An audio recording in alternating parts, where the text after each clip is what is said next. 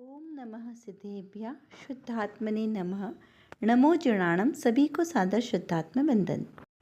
आज श्रावण कृष्ण एकादशी का यह शुभ मंगल पावन दिवस है और प्रतिदिन प्रसारित होने वाले संदेश में से आज जो हमें संदेश प्राप्त हुआ है यह कर्मों की स्थिति को बताने वाला है कि किस प्रकार से मेरा आत्मा विभाव रूप परिणमन करके कर्म बांधता है, किस प्रकार के परिणाम करता है और उसका क्या फल है, यह बताने वाला आज का संदेश। तो चलिए पढ़ते हैं पहले आज का संदेश।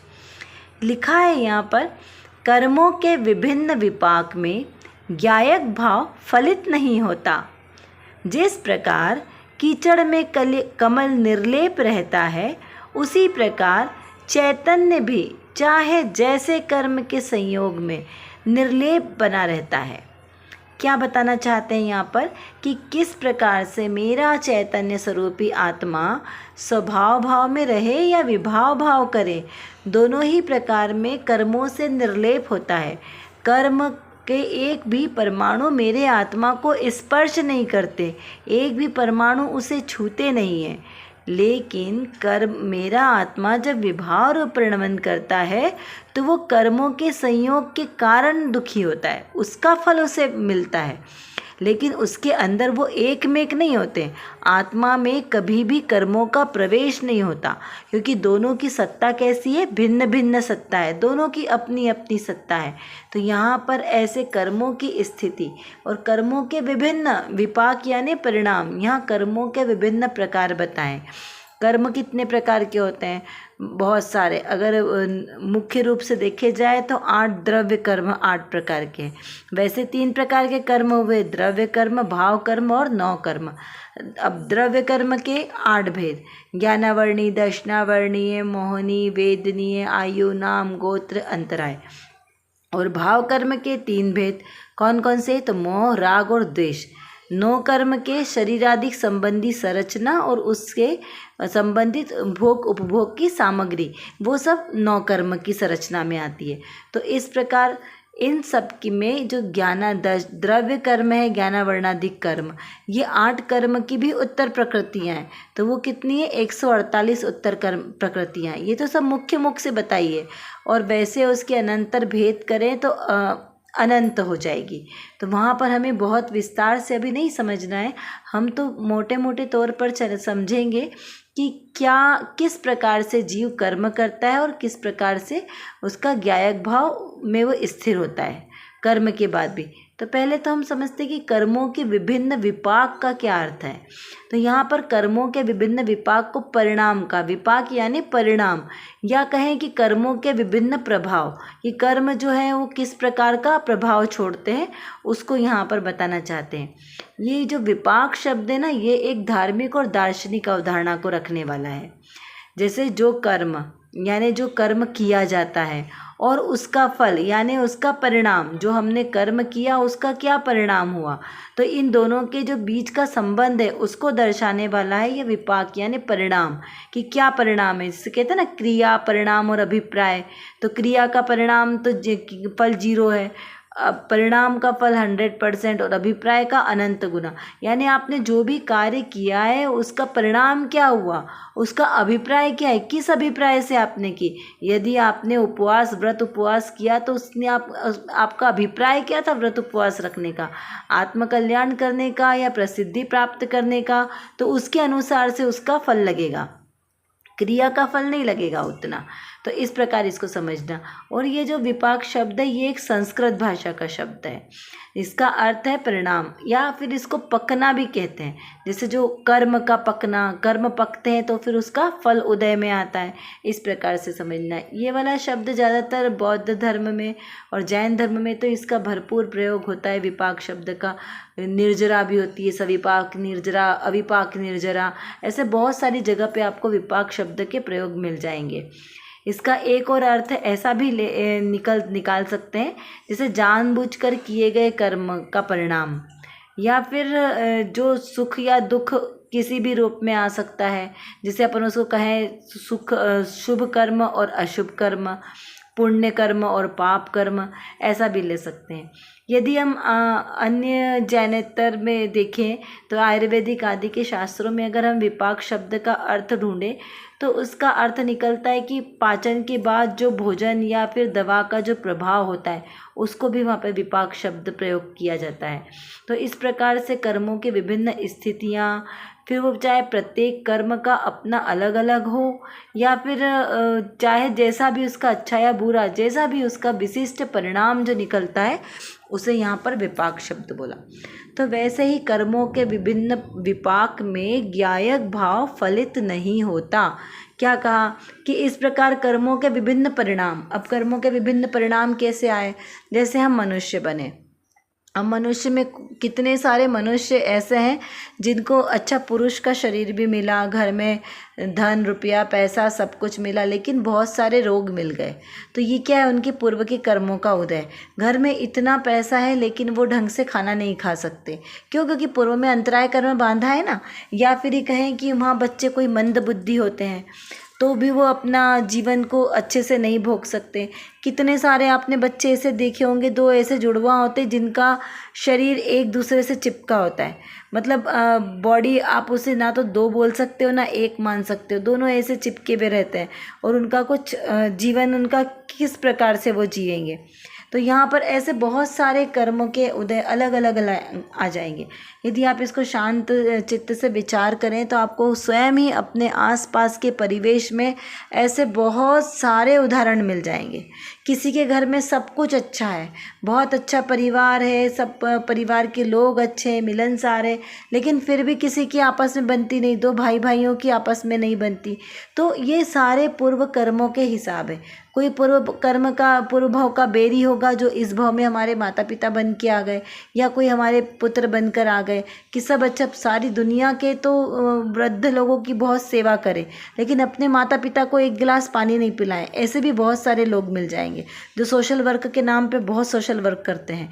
तो इस प्रकार से ये सब पूर्व कर्म के उदय हैं कि पूर्व का आपका बैरी होगा तो वो आपका पुत्र बन के आ गया और इस प्रकार से वो अपना बैर निकाल रहा है।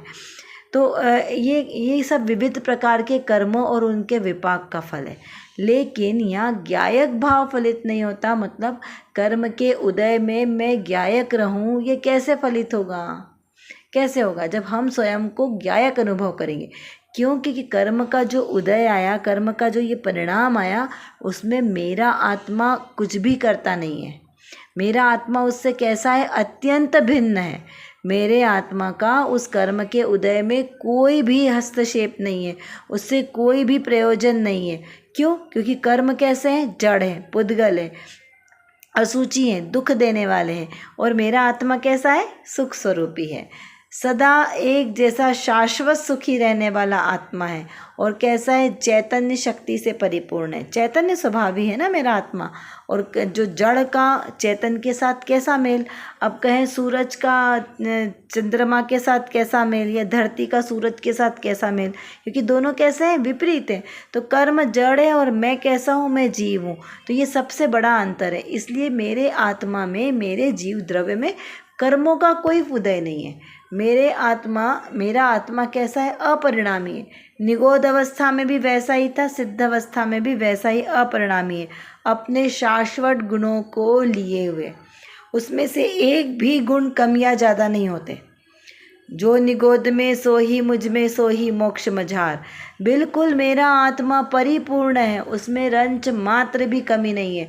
वर्तमान में हम क्या देखते हैं कि अरे हमें तो इंग्लिश का ज्ञान नहीं है, हमें तो हॉर्स राइडिंग करना नहीं आती, हमें स्विमिंग करना नहीं आती, हमें ऐसा नहीं आता, हमें कंप्यूटर का नॉलेज नहीं आता। बहुत सारी चीज़ों में हम ऐसा बोलेंगे कि कुछ चीज़ें हमें आती है, कुछ नहीं भी आती है। तो कोई भी व्यक्ति यहाँ परिपूर्ण नहीं है संसार में, लेकिन एकमात्र जो मेरा आत्मा है वो परिपूर्ण है। चाहे वो निगोद में हो, चाहे सिद्ध दशा में, चाहे अभी वर्तमान पर्याय में, तीनों में एक जैसे समान गुण हैं। अब आपको लग रहा होगा कि समान गुण कैसे हो सकते हैं, लेकिन यहाँ बात द्रव्य दृष्टि से चल रही है, वो जीव द्रव्य की बात चल रही है। उसमें कितना कर्मों का उघाड़ आया वो बात नहीं चल रही है। अब ज्ञान की बात करें तो सिद्ध भगवान तो केवल ज्ञान से भी ज़्यादा ऊपर हो चुके हैं ना, सिद्ध हो चुके हैं। तो यानी उनको केवल ज्ञान हो चुका है, इससे ज़्यादा बड़ा ज्ञान कोई नहीं है। तो अभी हमने क्या कहा, जैसे केवल ज्ञानी और वो निगोद वाला जीव दोनों एक बराबर है।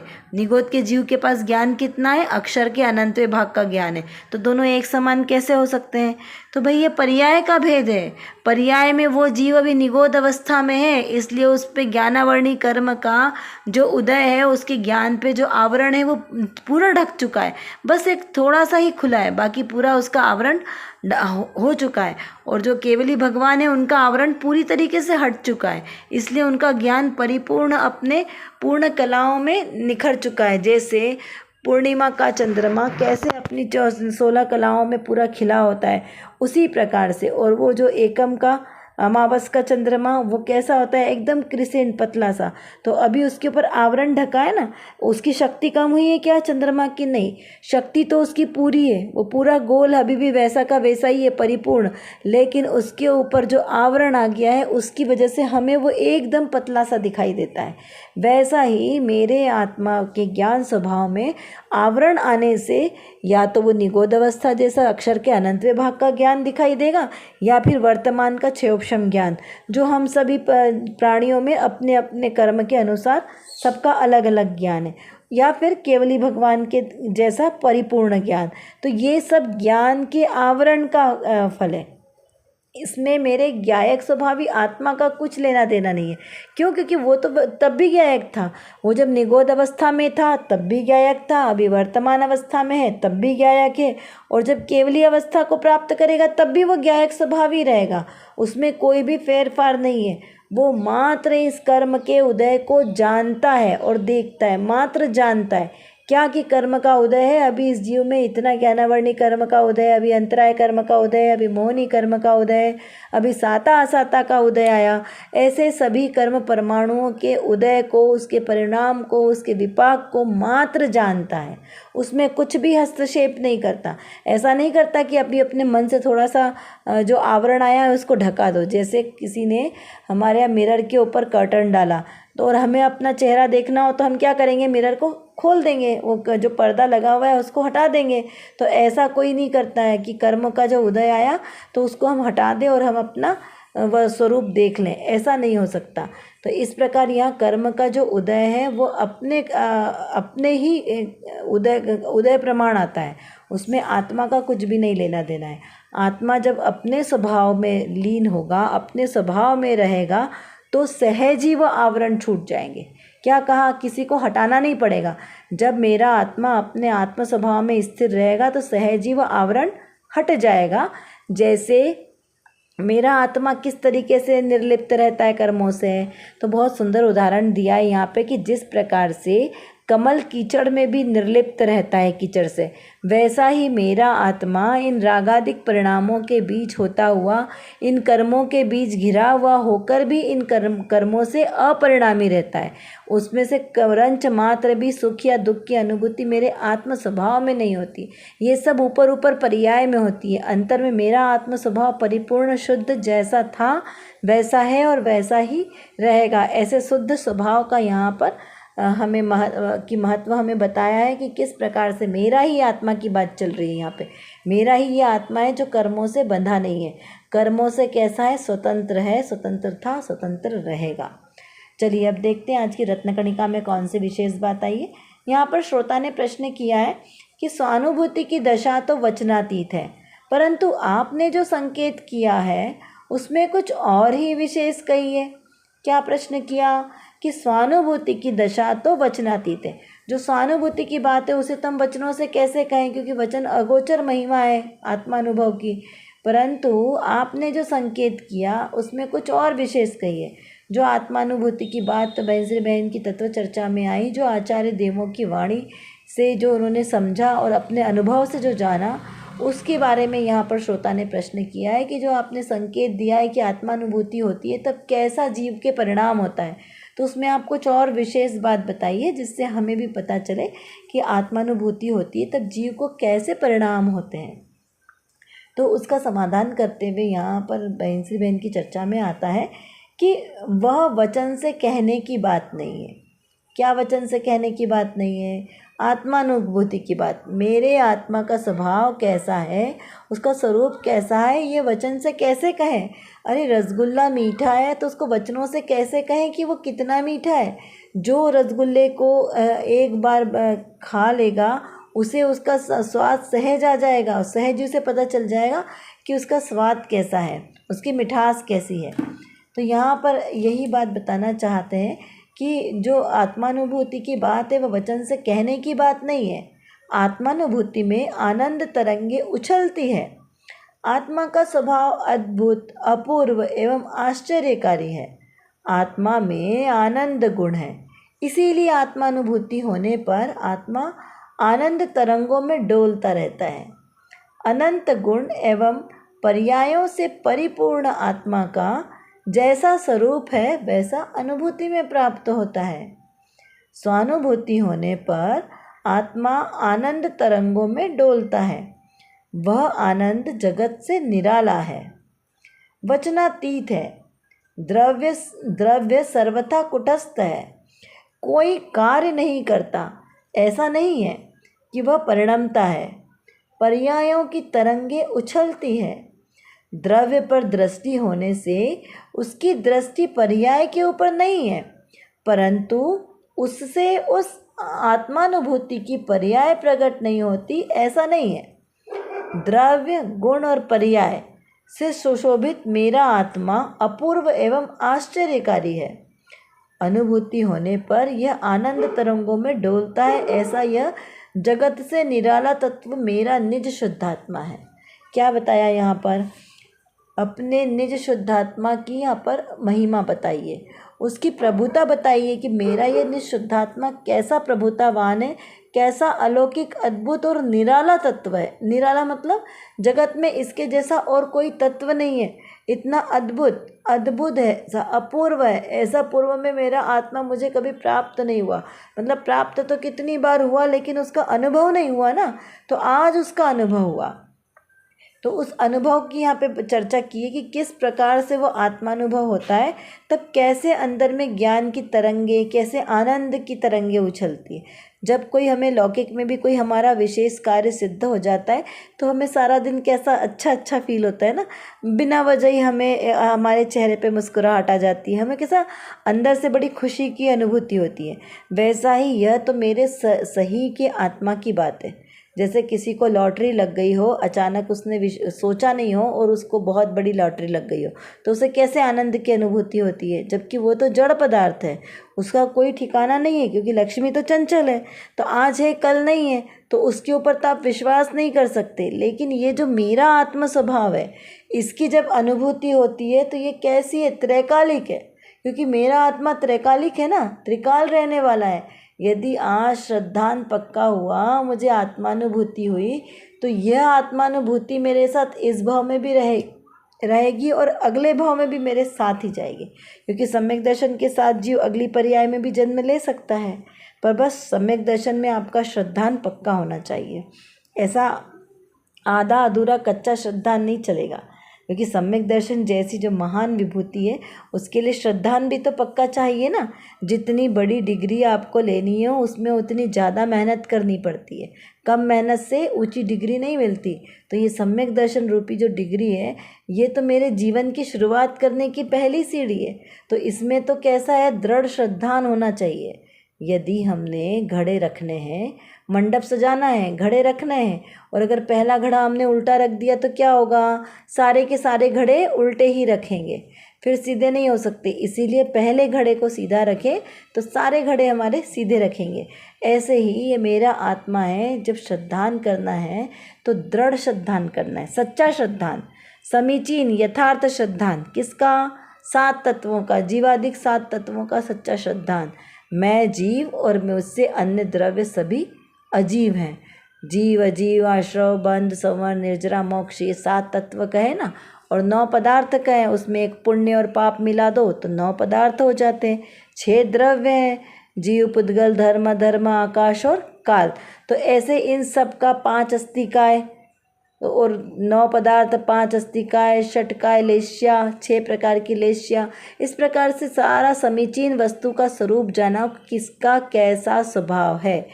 कर्म का स्वभाव और मेरे आत्मा का स्वभाव किस प्रकार से भिन्न भिन्न है, किस प्रकार से कर्म अपना अपना कार्य करते हैं और मेरा आत्मा अपना कार्य करता है। मेरा आत्मा जब विभाव रूप परिणमन करे तो ही कर्म उससे चिपकते हैं। अगर मेरा आत्मा अपने स्वभाव रूप में ही परिणमन करे तो कर्म उसका कुछ नहीं बिगाड़ पाते। क्यों? क्योंकि कर्म विचार है कौन? भूल मेरी अधिकाई। जब मैं स्वयं ही भूल करूं तो मुझे उसकी सज़ा मिलेगी। कर्म बेचारे क्या करेंगे? उनका तो कार्य ही है कि कहीं न कहीं जाकर चिपकना किसी के साथ, क्योंकि वो अकेले रह नहीं सकते, इसलिए वो कोई ना कोई ऐसा ढूंढते हैं जिनसे वो चिपक सके। तो मेरा आत्मा जब इन सब से भिन्न अपने आप को अनुभव करेगा कि मैं इन सब पर पदार्थों से भिन्न हूँ, तो अंतर में आनंद की लहरें उछलेगी। कैसे? जैसे समुद्र में कैसी ज्ञान की लहरें उछलती है, एक के बाद एक सतत लहरें। कभी रुकती है क्या समुद्र से लहरें? नहीं रुकती। ऐसा ही है मेरा ज्ञान स्वभाव है। जब अपने आत्मा की अनुभूति होती है तो आत्मा में ज्ञान की तरंगे प्रतिपल उठती है। कैसे? प्रतिपल उठे तरंग झांकता उसमें आत्म राम, अरे या बाल सभी गोपाल, सुलभ सबको चिन्मय अभिराम। तो ऐसे ही मेरा यह आत्मा, इसमें ज्ञान की तरंगे प्रतिपल उठती रहती है। और कैसा है मेरा आबाल गोपाल, सभी को सहज सुलभ है, क्योंकि वो मेरी ही बात है ना। सबके पास अपना अपना आत्मा है, ज्ञान स्वरूपी आत्मा, ज्ञानमय आत्मा। ऐसा अरूपी आत्मा, उसके आनंद का जब हमें अनुभव होता है तो वो एक अलौकिक आनंद है। और ऐसा आनंद बार बार भेद ज्ञान करने से हमें बारंबार आता है और वो वचनों से कहा नहीं जा सकता। ऐसा अपूर्व आनंद, अपूर्व अनुभव यहाँ पर अपने स्वभाव को जानने से। और हमें अपने स्वभाव को जानना कोई बड़ी बात नहीं है, क्योंकि मेरा सहज स्वभाव है। लेकिन यदि हम अपने स्वभाव को नहीं जानेंगे तो संसार में ऐसे ही भटकते रह जाएंगे। इसलिए बस पहला कार्य क्या करना है? अपने स्वभाव का ज्ञान करना है। अपने स्वभाव को जाने, अपने स्वभाव को पहचाने और उसकी ही अनुभूति करें।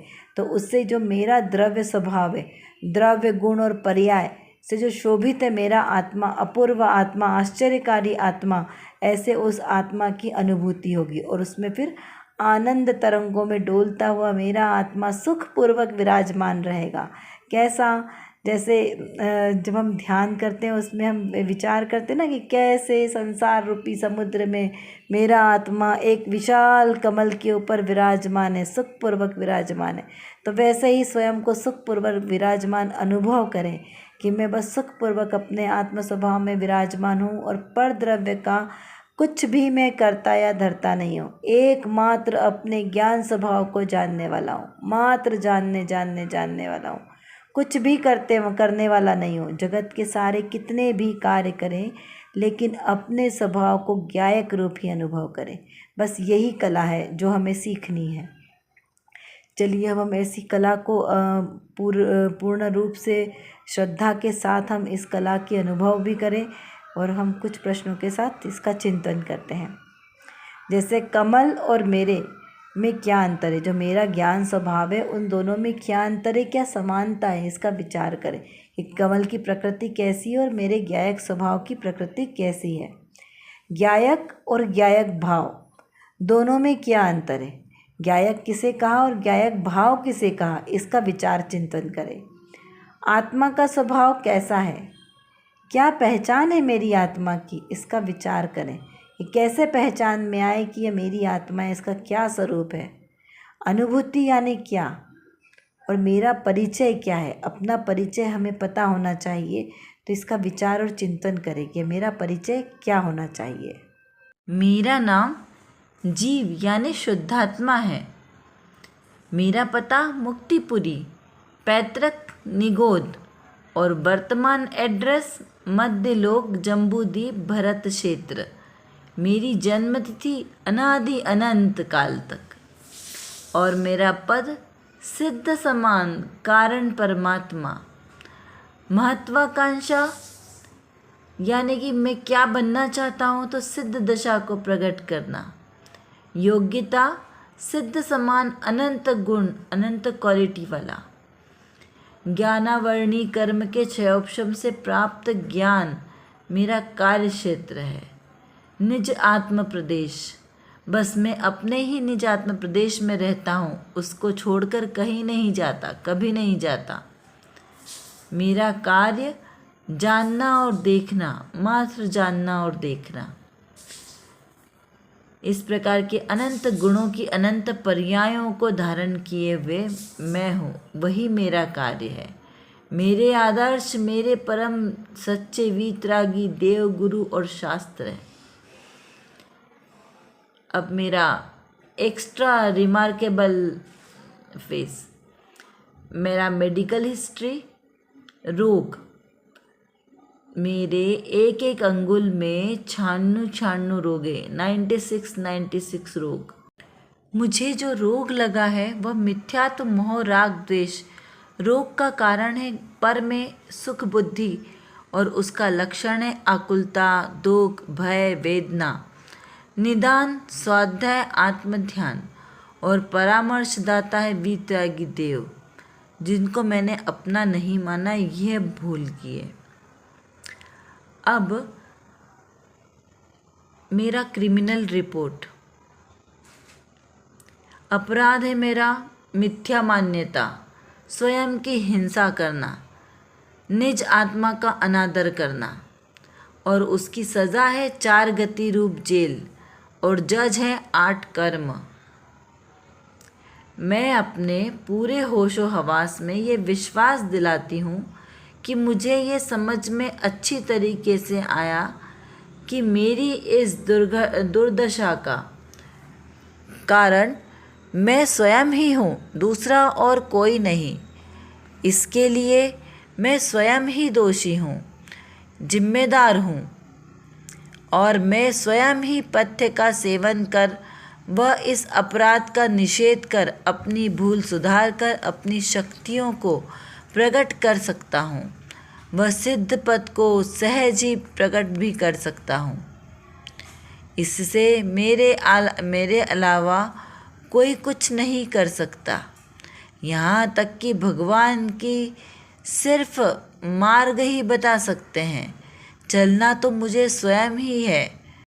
अपने स्वरूप को जाने पहचाने बिना सुख नहीं मिल सकता। एकत्व ही मेरा सौंदर्य है। ज्ञान वैराग्य हमारी कुंजी है और तत्वाभ्यास हमारा व्यापार है। अहिंसा हमारी जीवन शैली है। सादगी हमारा गौरव है और अपरिग्रह मेरी प्रभुता है। ऐसा प्रभुतावान मैं हूँ। और मेरा परिवार कौन है? धैर्य जिसका पिता है और श्रद्धा जिसकी माता है, संयम जिसका भाई है, समता, स्तुति, वंदना जिसकी सब बहनें हैं। इस प्रकार ये मेरा बहुत ही सुंदर अनंत गुणों का परिवार है। यही मेरे मित्रगण हैं और इन्हीं के साथ मुझे सुख और शांति, ये मेरी सहेलियां हैं। इस प्रकार ये सुंदर मेरा परिवार है। यही मेरा परिचय है और ज्ञान, दर्शन, ज्ञाता, दृष्टा रहना मेरा स्वभाव है। मैं अपने स्वभाव में रहूं, बस इतना ही प्रयत्न करना है। कर विचार तो पाम, हम जितना विचार करेंगे उतना ही हमारा विषय क्लियर होगा, क्योंकि हमारे पास समय की कमी है और जानना बहुत ज़्यादा है। और किसको जानना है? अपने ही ज्ञायक स्वभाव को जानना है। तो जब तक हम अपने इस ज्ञायक स्वभाव को नहीं जानेंगे तब तक हमारा कोई भी कार्य सिद्ध नहीं हो सकता। तो एकमात्र जो मेरे अंदर, मतलब मेरे आत्म स्वभाव में जो ज्ञान नाम का विशेष गुण है, इस गुण को एकमात्र अपने ज्ञायक स्वभाव को जानने में लगाएं तो निर्विकल्प दशा की प्राप्ति होगी। और इस निर्विकल्प दशा के ही आश्रय से हमें शाश्वत सुख की प्राप्ति होगी। तो वो शाश्वत सुख हमें प्राप्त हो, इसीलिए पुरुषार्थ करना आवश्यक है। उसके लिए व्यवहार से तो सच्चे वीतरागी देवशास्त्र गुरु का आश्रय लेना योग्य है, और निश्चय नय से मेरी निज शुद्धात्मा का आश्रय लेना ही सर्वश्रेष्ठ उपाय है। अभी के लिए बस इतना ही। विशेष चर्चा हम आगे की कक्षाओं में करेंगे। तब तक हम अपने आत्मस्वरूप को जानें, पहचानें और उसी में लीन रहें। इसी विशेष मंगल भावना के साथ आप सभी को सादर जय जिनेंद्र।